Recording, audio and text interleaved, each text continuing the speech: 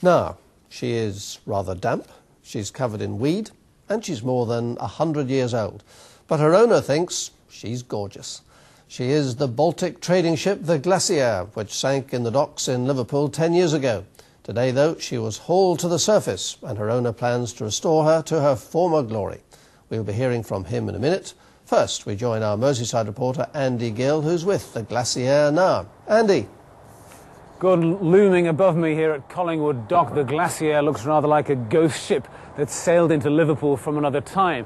But she's very real, and she's covered in real barnacles, real mussels, real worms. She's also a bit smelly, but then again, if you'd spent 10 years under the water of the Mersey, you'd pong a bit too. Now, as you say, the idea is to restore the Glaciere to her former glory. To do that, of course, they had to bring her to the surface. That was an operation that started early this morning. Divers go into Collingwood Dock early this morning for the final part of the operation to raise the Glaciere. Their job to attach crane cables to the slings which have already been placed underneath the hull of the ship. What we had to do was go down and then jet our way through around about 6 foot of sludge that she's actually sitting in. The divers were working in less than ideal conditions. It was very low visibility. The water temperature wasn't too bad, it was about 12-14 degrees, that sort of range, but the visibility was quite poor. The mass poking rather forlornly from the murky water can only hint at the Glaciere's history. She was built in Denmark in 1899 and was a trader between Liverpool and the Baltic up until the 1960s, carrying grain and timber with a crew of up to 18. After that, she became a sail training vessel. Vandals sunk her about 10 years ago. Once the cables were attached this morning, the crane took the strain, and slowly and steadily, up she came. I think she came out of the water very easily. You know, she seemed to jump out, and we were expecting to have a big battle to get her out, but I think she wants to come out. For former crew members, it was quite a sight. She looked fantastic, actually. I was quite shocked. I was prepared for the worst, that she was going to be full of holes and everything missing and in 2 pieces, but she looks fantastic. They brought in high-powered pumps to take millions of gallons of water out of her hull, and they also removed some of the ship's old ballast to make sure it was safe to bring her onto dry land.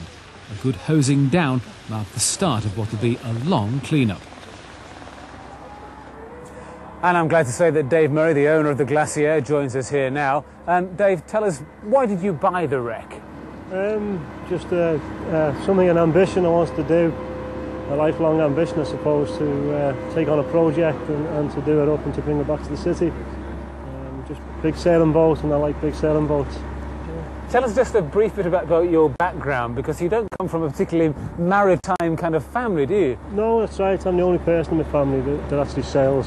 Obviously, I was born in Myrtle Street, so I was close to the docks. I played on these docks as a kid, and I've been all over the sort of Birkenhead and stuff as a young child, and always thought about the water. And so in the end, yeah, I'm the first sailor in the family.